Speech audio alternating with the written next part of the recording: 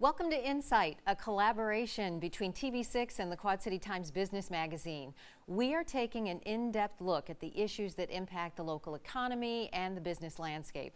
I'm Marcia, Lense, and today we examine the hot housing market. Prices are up by double digits. Will rising interest rates change that? Can housing remain affordable? We hear from a panel of experts on Insight. TV6 and the Quad City Times present Insight, the business journal of the Quad Cities. For years, the Quad Cities has ranked nationally as an affordable place to live, but could the hot housing market change that? While demand is high for homes, especially from younger families, the number of places to live is limited, and that is pushing up home prices. Tom Barton, associate editor with the Quad City Times, has been writing about the situation, joins us now with an overview. So how have you seen things change in recent years? Yeah, so we saw a booming housing market in 2020 and 2021.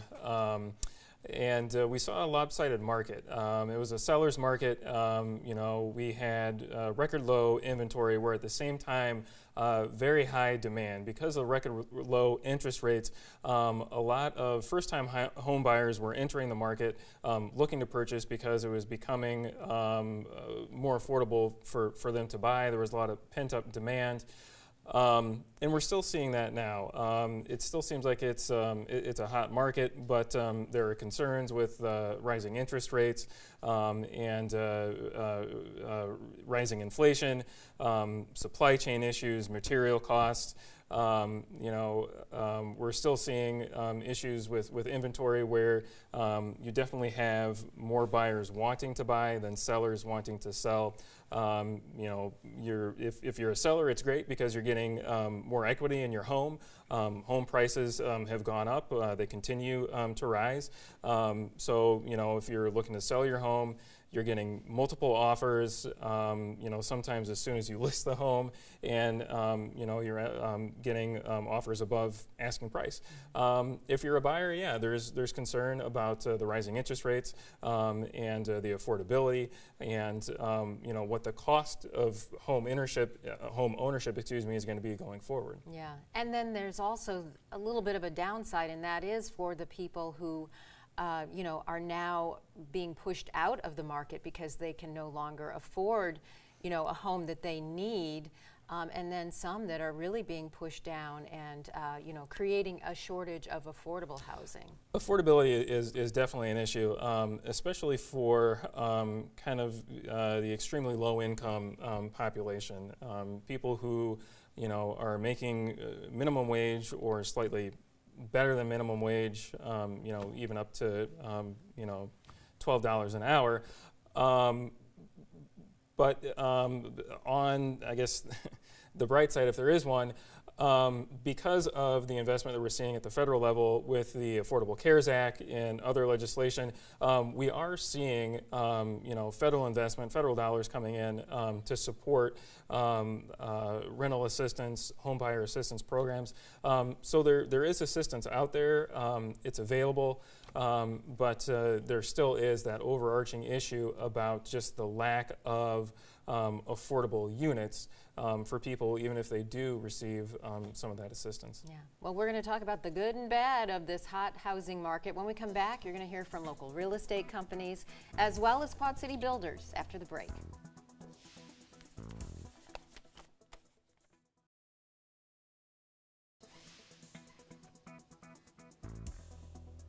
Welcome back. Let's introduce you to today's panel. Caroline Rule is CEO and co-owner of Rule & Rule Realtors. Tyler Four is with Remax River Cities Moline. Jim Work is owner of Silverthorne Builders. And Mona Pfeiffer is executive officer for the Quad Cities Builders and Remodelers Association. Caroline, let's start with you, since you just recently released figures on home prices and the housing market. Mm-hmm. We know that the trends have been hot, but we didn't know whether that would continue in 2022. So what's the verdict? It's hot. Yeah. Actually, we'd call the market intense. Appreciation is continuing. Home sales, most builders or buyers are having to present multiple offers to get one offer accepted. Sellers are seeing multiple offers on their properties. Appreciation is continuing, so we don't see any end in near-term sight. It's really moving quickly. And the people that are buying, I mean, they're from all walks of life? Absolutely. I mean, we're still seeing first-time buyers. They just have to scale back a little bit in their expectations. But yeah, last year, a lot of more mature senior buyers like me didn't want to be moving, but this year everybody's ready to get back in the game, and so things are picking up. What about inventory? Because this is really, I think, what's driving the rising prices Right. is the lack of inventory, and that's been going on for a couple years. Yeah, inventory is a challenge. In both the Iowa and Illinois Quad Cities, we have less than 1 month of inventory. And we are actually getting more listings on the market. It's just that they're selling so quickly. So people need to be ready to move. They've got to be pre-approved for a loan. And a pre-approval is not a pre-approval. They've got to go, like if you go to Rocket Mortgage, you aren't getting a credit report pulled. So a listing agent for a seller is going to say, well, who pre-approved you? You want to make sure they run a credit report, for example. So you've got to be prepared, counseled, handheld to get through this market. Yeah, can't waste time. No. It's very intense. Tyler, tell us a little bit about the perspective from your office. You're serving, more of the Illinois Quad Cities market. Both of you serve both markets, but I'm just wondering, for your perspective, is the market on the Illinois side of the river also hot? Yes, it is. Very, very much. A lot of what she said. A lot of times, if we say list a house on a Thursday, we'll put it right in the remarks. We'll review offers on Sunday afternoon, and expecting multiple offers. So yeah, the Illinois side is going good. The average prices are lower on the Illinois side than the Iowa side, and it's probably a better market for first-time home buyers to be able to get a foot in the door. But yeah, it's definitely hot. What about for people who are moving into the community? I feel like they have to find a home. Right. It's not an upgrade for them. How do you counsel those type of clients? It's tough. I mean, it's tough. You have to be looking every day and talking to all kinds of other realtors and basically networking like crazy to see what's out there. Some of what that I've sold recently has not even been on the market. I've actually just called someone I knew that maybe may sell, and they said, sure, we'll sell. And they did, but even then we're still hustling to find them a place. I was going to say, because if you sell, then you still have to find a place to live. That's so probably the biggest challenge is you could probably get people to sell, but then they have nowhere to go. All right. Well, that means we need to build more. So let's talk to you, Jim. First, tell us a little bit about your company, because you were based in Northern Illinois and recently expanded to the Quad Cities. So tell us about your company. Right. So my wife's from the Quad Cities area. She grew up in Bettendorf, and we started here in the Quad Cities about 5 years ago. We build about 100 homes a year, and we're a semi-custom builder. So I'm very upfront with most people, and so are our salespeople, that we're not the builder for everybody, but we try to provide a good value for people. We don't want to build a starter home that maybe is not the most appealing home, but some of those little features that people do like, and then we also go all the way up to our semi-custom line, which is up into the 600,000. So we can do some customizations, but we try to limit it and basically take that volume that we have and the prices that we're able to achieve with that and kind of pass it on to our home buyers. So. It also appears that you have, a more affordable footprint, where there are smaller homes. Is that part of your niche? Yeah, that's definitely our niche. I've always focused on that. I mean, earlier in my career, I started the company in 2009. We built some very large homes, ones with basketball courts and pools in them, and that's fun as a builder. But on the same token, we've got a team of people now that are really focused on that niche. And like you said, we have some smaller ranches that's appealing for first-time home buyers or people that are downsizing and moving out of a larger house, like Caroline said earlier. So we kind of hit all segments of that market. But as I said, we're not really the builder for everybody. So we try to serve that market. We call it starter homes and move-up buyers. So maybe somebody that bought a small house in McClellan or one of those areas, and they're looking for their second home. We have a lot of families. They're having a second, a third child, and that's our typical buyer.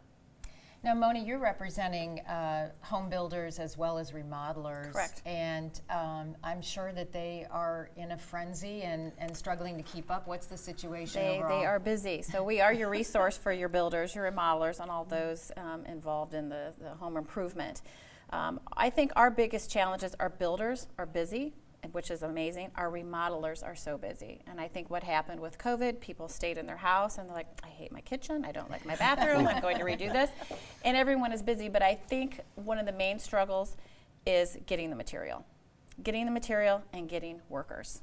So we really focus on trying to get young people involved in the trades, because I'm telling you, it's a job market out there for them. But with the delays in the materials and things, if you're thinking about building, remodeling, don't put it off. We don't know what's going to happen with the interest rates, and it's taking time. I mean, people are getting cabinets in, but they don't have the hinges, or you know, or vice versa. Flooring is taking longer, so don't put it off if it's something you want to do. Tyler and I were talking about that during the break, and there's garage doors that take 18 months, and Yeah. when somebody picks out a really, really nice modern front garage door, and we've had to go to the extent of putting on a temporary garage door. If you would have told me that at any time in my career, I'd tell you you're crazy, and here we are doing it a couple times a year. So, yeah.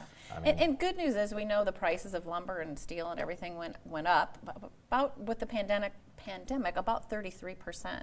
Things are starting to slowly go down a little bit. Lumber's gone down about 6%, still higher than it was, but we're seeing a little bit, which is encouraging. But yeah, the custom homes, they're amazing, but you know, when it's something so custom, these companies just don't make those materials. You know, it's not average, so it does take longer. But wow, these builders make it worth it, that's for sure. So if we didn't have the supply chain issues, do you think that we would be able to still keep up with the demand for housing? I think so, absolutely. Right now, I don't see from a slowing. builder's perspective, I was telling Tyler, in my entire career in the history of the company, never missed a closing date until 2020, and I was very proud of that. I'm still a little upset about that, but most of our buyers understand now that that's just the world we live in. Like you said, cabinets come without hinges, garage doors, things like that. It's now taken us 8-9 months to build a home on average. Some of that's also in the permitting stages. The cities as well are really backed up. So, I mean, those guys are working their tails off to try to get permits out the door, but they've got a stack that's this big now instead of this big. So there's just a lot of bottlenecks. And so we'd be able to deliver, you know, probably another 30% in terms of volume or homes every year if we could get that back to kind of the normal.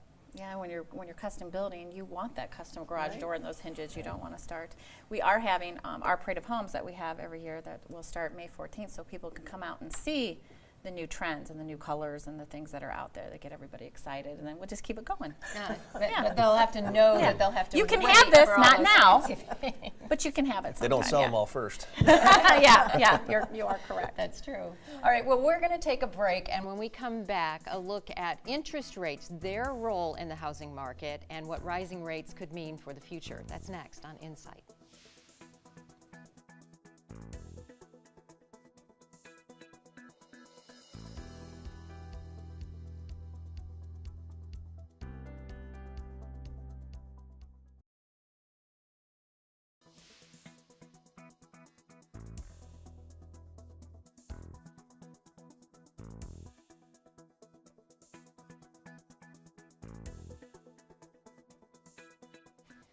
Mortgage rates increased again this month, hitting 5% for the first time since 2010. That's according to Freddie Mac. It follows an announcement from the Federal Reserve about plans to boost interest rates at faster pace as a way to fight inflation. That and a lack of homes on the market could cause many Americans to hold off on house hunting for the time being. So the idea of the Fed raising rates to cool down the economy, the question is, what will the impact be on housing and our housing market? And we bring in another guest to talk about that. Courtney Contreras is a mortgage originator at RIA Federal Credit Union. Thanks for joining us. Of course, thank you. So Courtney, what has life been like in the mortgage business? It has been very busy the last couple of years. I love it though. You know, rates have, of course, you know, everybody's talking about it. They're going up right now, but we also have to remember this was, you know, very normal 2 years ago. They just went down the last couple of years. So we're just back to a pace where we were at a couple of years ago. We have a lot of products still with low rates. You You know, the 30-year is up, you know, like you said, near a 5%, but we still have, you know, 5-year ARM, 10-year ARM. Those are lower right now still. So we can amortize those over 30 years. A lot of people don't know about that. So even just calling in to get more information about the rates, about the products, just knowledge is great for anyone. So there's still members right now, even though the rates are up, I'm still saving them money, you know, with refinances or plenty of buyers, so. And you're still busy. Still very busy, yeah, still very busy. We're surprised you were able to even come in and visit with us, so we really appreciate that. I wanted to ask you, though, a little bit about the discussion that we may be in a housing bubble. And we know that in 2008, when that bubble burst, you know, a lot of people were in trouble because they had loans that they really couldn't afford. But there have been some rules put into place, and I wanted to ask, you know, are there ways that you can ensure that people are not going to run into trouble, or things that you follow? You know, in my experience, in the Quad Cities here, I don't really see a lot of trouble, I guess. There are people, I probably had one person in my last 2 years with this, you know, the rates being lower and the market being a little bit higher, to where they had to pay a little bit more for the house above the appraisal price. But really, I feel like I don't see trouble. We always make sure our members are in a monthly payment that they can afford right now. So if I think that that they're overextending yeah, themselves, yeah, that you advise them. Yeah. So we definitely look out for the members and what's best for them, and you know, when we're first doing the loan. So I don't see, as long as everybody's doing that and really thinking about their future, I think that they'll be fine. We're really in a whole different situation than we were in 2008. The lending standards have gotten much, much more restrictive than they were. So we're being sure we're getting much more qualified people buying the properties that they can afford. We're also in a whole different scenario in terms of inventory. You know, back then we had quite a bit of inventory. Now we're down to less than 1 month of inventory, which is what's propelling prices to keep going up. So we are not worried about a bubble. Last year, homes appreciated in our market about 11.5%, and interest rates and inflation were only up about 6.5%. So long as you can keep the appreciation above the inflation rate, it's a great hedge against inflation. Yeah, most of the buyers that we see out there, they're really qualified buyers that you know they're good. It's good for you. You're not worried about it at all. So it's just completely different than 2008. As far as a bubble goes. Have you seen people, though, struggling to be able to afford a home? Honestly, no. I mean, it's about the same right now as it was, you know, 6 years ago. So I don't feel a difference in the buyers. I feel like we're still at the same pace. And the truth is, and if renting has become so high, you know, owning a home is not, it's comparable to what rent prices have been recently. Yeah. The real impact is it just forces them to buy maybe a lesser expensive home that they can still buy. If they can find. That is true. So let's talk about the increased pressure, though, on interest rates. If, in fact, they, you know, keep going up, how does that, at least based on history, how does that impact home sales, home prices? Sure. Historically, when rates have gone up 1%, that really has forced more buyers into the market. So the initial reaction is it increases the market activity instead of slowing it down. Oh, people have to get in. Everyone, people want to get in. But all the national experts are predicting that maybe we'll go down 2 or 3% this year, but not in value. Appreciation will continue, but in numbers of properties sold. Okay. What about builders, though? Interest rate affects builders as well, right? It does. It can. Depending on, you know, mainly going back materials. When we go back to lumber, I mean, that increased the cost of an average built home about $30,000 to $35,000 just when the lumber went up. So you play in that, you play in the interest rates. So many homes are accounted for right now. There's not a lot of spec houses out there. They're custom homes, they're built. So I think the people that want to build right now are in. they're ready to go. But the other ones that are thinking about it is going to definitely play a part in that. And that's when I go back to remodeling too, where, well, maybe right now they're on, you know, we can't build, it's going up. The builders are crazy busy. Maybe we do add an addition on, maybe we do remodel. And then that's the answer to a lot of people too. Because like you said, when you move, you have to have a place to go. So, but we could be in a worse situation where we didn't have the builders busy. And we do. We're I remember busy, those we're busy. days. Yeah, we're busy like you are. It was really easy to get someone to come fix your house, and it is, and we get the phone calls. What's nice about the Quad City Builders and Remodelers is we're the resource for your builders and remodelers that have been vetted and they're top notch, and we'll get calls and it's like, I've been trying to call and I can't get anybody to call back, and then we will advise them to one of our members, and the respect there is, they get on it and they're honest to say, I can get to you, but it might not be for 3 weeks, and then once we order it, it might be months on top of that, but you've got to get your projects going. Yeah. Now, Tyler mentioned rents being high. Is there more demand to build multifamily housing because of the amount of profitability? It's funny you say that. For the first time in our Parade of Homes, we have an apartment complex that is brand new. That's and interesting. That's built cool. by Applestone Homes. It's amazing. So we've never had that. It's like, oh, the Parade of Homes coming. It's not really a house, but it's housing, and it's apartment complex, and it's one of our local builders, and it's amazing. So we're going to be featuring that in the Parade of Homes. So that I think you guys see the problems, and we have to fix them. So our builders can do that. Yeah, it's just if we can do it fast enough, right? Fast enough, and get them in there. Yes, with all the new commodities that they want to. Color gray is still huge. Yeah. The metals are changing, but. So many cool things in homes. Those are the details that when you're building a home you want, or even if you're going into an apartment, or renting. You go into a rental house and you're like, oh well, that's outdated. But like you said, but they have to have somewhere to live. So people are settling a little bit when it comes to renting. I think other places. Finally, with interest rates, let's talk about affordability, though. If they are rising and continue to rise, where do we get to the point where it just kind of halts the system, if you will? Caroline, you had a really interesting graph about, the trends in the 70s and the 80s. Right. Oh, the 80s. We all remember that. I bought a house at 11.5% interest. Wow. Exactly. Yeah. Wow. And we still were able to sell it. I was talking to Tyler in the 80s. We remember homes were depreciating 1% a month.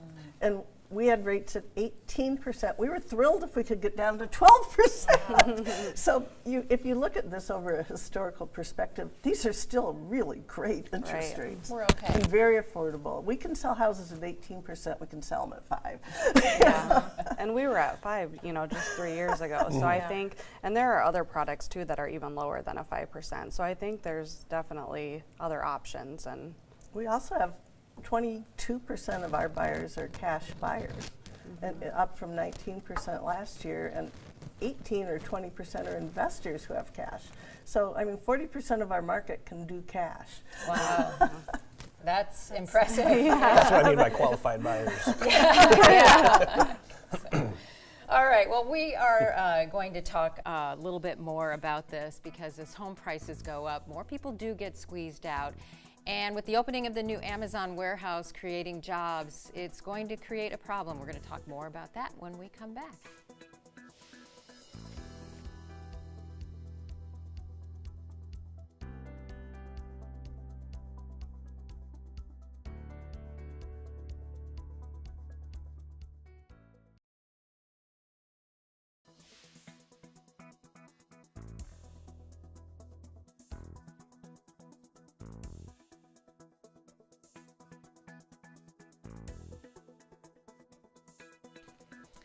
The tight housing market is not only pushing up home prices, but also the price to rent.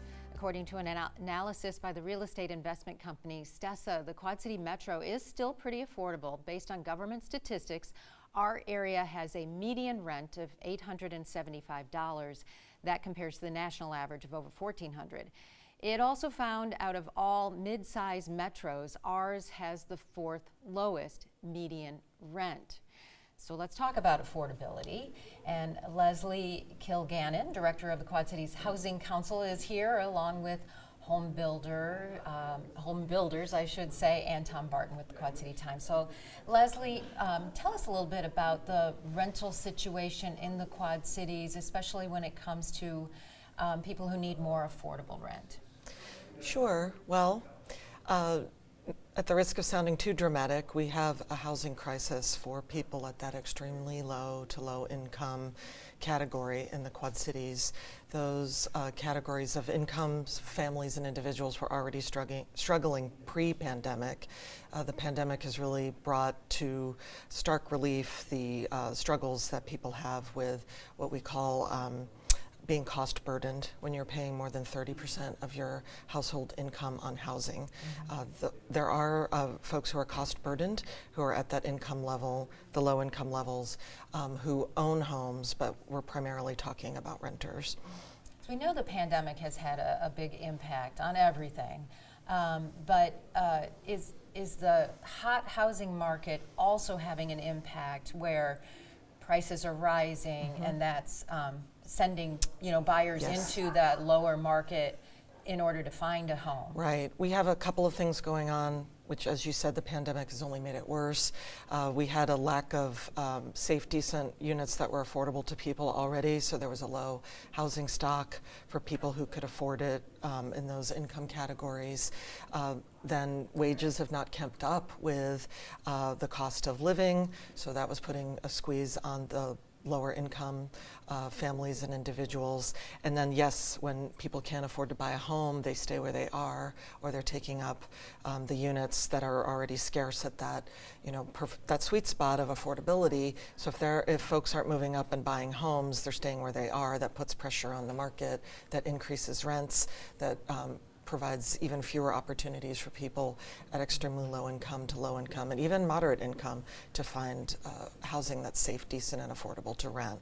Well, you got your work cut out for you. Tell us a little bit about what the Housing Council does. Sure. The Quad Cities Housing Council is a bi-state organization. We advocate for and raise funds, resources for the creation of and preservation of housing that's safe, decent, and affordable, primarily focusing on individuals and families who have trouble accessing housing at that extremely low to low income category. We also act as the local housing trust fund, so we receive the state dollars from Iowa, from the Iowa Finance Authority, to distribute for affordable housing, shelter, transitional housing, so everything along the continuum, all the way up to affordable home ownership. All right. Well, let's talk a little bit about, more multifamily housing. You mentioned that there's, in our last segment, that there's actually going to be a multifamily housing in the Parade of Homes. Absolutely. Is there interest in building more multifamily, or what would hold builders back from doing that?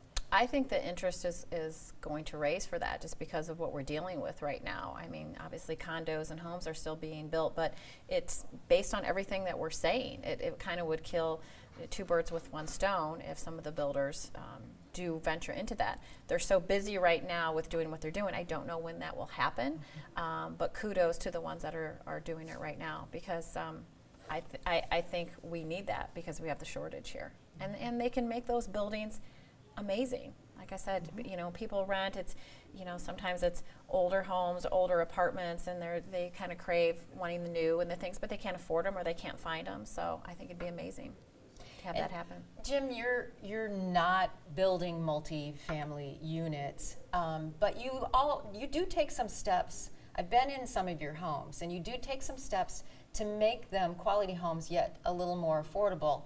For example, no wood casings around the windows. That cuts a cost, right? Yeah. So we've got a line of homes that we call our elevated series, and that's basically a little bit more basic. And we took some of the information we had from all of our home buyers over the years and what they found was important.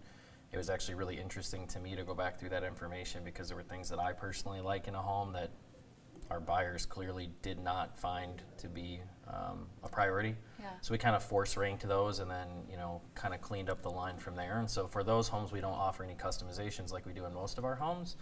But, like with some of the supply chain delays you talked about earlier, it makes it a little bit quicker of a build, which saves us on interest costs to deliver a better price to the customer. And then also a little more simpler home with less cost to enable somebody to buy a home. We've got subdivisions in Silvis, West Davenport, some of the other areas. There's a lot of activity in Bettendorf, but we're trying to service those other areas as well and get to a little bit more affordable single-family home. I think there's a lot of people focused on the $500,000, $600,000 houses, and those look great, and I know a lot of those builders, and they do a great job, but not everybody can afford that. Yeah, Caroline had cited a statistic where new home sales, brand new home sales in the Quad Cities, the average was $450,000, and a lot of people just can't afford that. Well, but you can actually price homes under $400,000, right? Yeah, so we've got in Silvis, we start in the lower twos, about 230. In Eldridge, we start about 280, 285. In Bettendorf, even about 362, I think.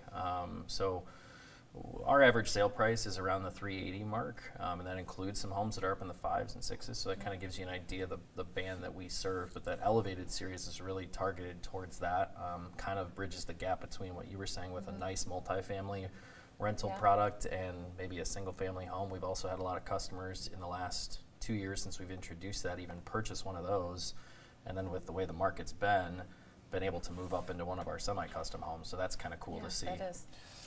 But even then, while those are homes that are affordably priced for your professional workers, as Marcia mentioned, I think at the beginning of this segment, Amazon right now is building a robotics fulfillment center where they're planning on hiring 1,000 full-time jobs, which is great for the Quad Cities economy. But jobs that pay starting out at $16 an hour, are those workers going to be able to find available, affordable, quality, decent housing here in the Quad Cities if, again, the homes being built are, in the 200s, 250s, and we're seeing rents of, $875, $1,000. Yeah. Well, that's actually kind of interesting, though, because if you take one of our homes in Silvis, and I'm not going to try to do the math for you here right on TV, but, a home that's 220, there's also a lot of programs out there that we try to direct our buyers to. So the state of Iowa, the state of Illinois have first-time home buyers. So, if they've got some money saved up, they can use that. They can also set that aside and use some of that money for a down payment. And that payment is actually, and we do a little bit of multifamily, if we're buying that, building that, and developing it, we have a mortgage payment on it as well, and then we're putting, obviously a fair profit on top of that. So, you can find a house out there. It's not very easy, but the other thing about the housing market is there's a life cycle, and so if we build a house for $300,000 for somebody, it might be affordable for somebody with dual income or a semi-professional job, but that person's moving out of a house that maybe they bought for $150, and that kind of, I'm sure you know about that. It kind of keeps the entire market going. Even the new multifamily that's being built, there's people moving out of other properties, and that's allowing other people to kind of move into those. People that are up buying now, that's they're going to the builders, getting the new homes built, and maybe now their home is the first-time home buyer. Yeah. First time home for somebody else. So you talked about assistance programs, and Leslie, I wanted to turn to you. The Housing Council or the cluster back in 2020 released its Silos to Solutions report. Can you talk a little bit about that? And are you starting to see some assistance or help in terms of federal investment coming into the Quad Cities area through some of these federal laws, legislation like the CARES Act? To help those efforts? So the Silos to Solutions vision was over the course of 10 years. It's designed to address the about 6,600 unit gap we have, where we've identified a need for 6,645 units in our Quad Cities that are needed in order to house the essential workers who got us through the pandemic, the folks coming in for workforce housing from folks at Amazon and other places. As interest rates rise and people aren't moving out of homes because they just can't afford to make that leap, so that will put a squeeze and there won't be those units. So normally, yes, you would have these kind of the machine of people working their way up. We're not seeing that. To tag team on Leslie's point, you've got interest rates were so low for a while. I just read an article about this recently in a home builder magazine that people that locked in a 1.9% interest rate are not going to move. Unless they have to move. So if they've been here in the Quad Cities, they've got a great job, and they don't plan on relocating. Now relocations, people moving to there, that's going to obviously, there'll be some forced sales, so to speak. But if they're there and then they go reinvest and want to move up, that might be a $500 a month delta Right. in their They payment. can't. That's going to restrict, as Leslie said, that's going to further restrict the inventory situation. Okay, well, we're going to take another break, and we are going to have final remarks when we come back. Sorry.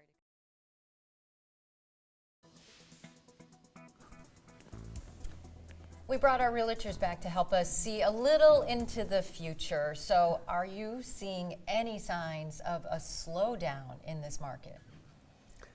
As a practitioner out there every day, I have not seen any slowdowns yet, and not yet. And I don't anticipate one just because there's so much demand right now.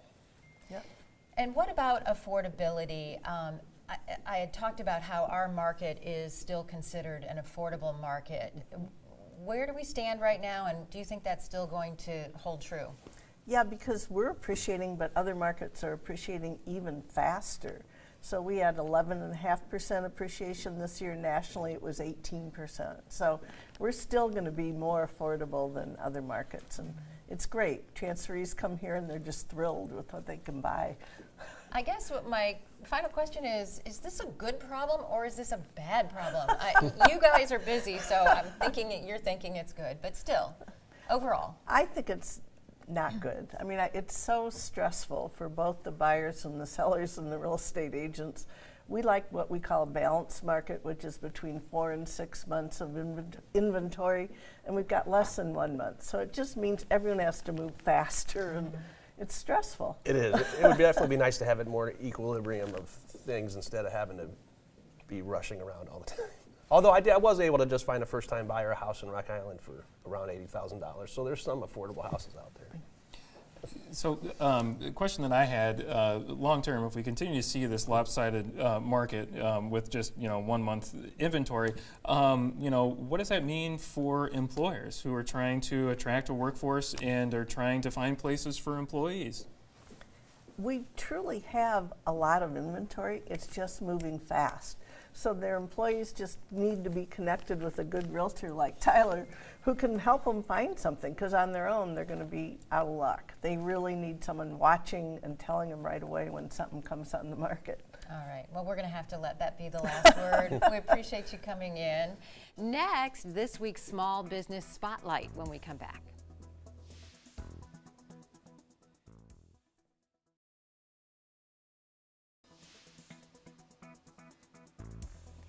Before we leave you, we wanted to shine the spotlight on another local small business, and this one takes us to Aledo, Illinois. Hank's Power and Equipment is a lawnmower and small engine sales and service company serving surrounding counties since 2016.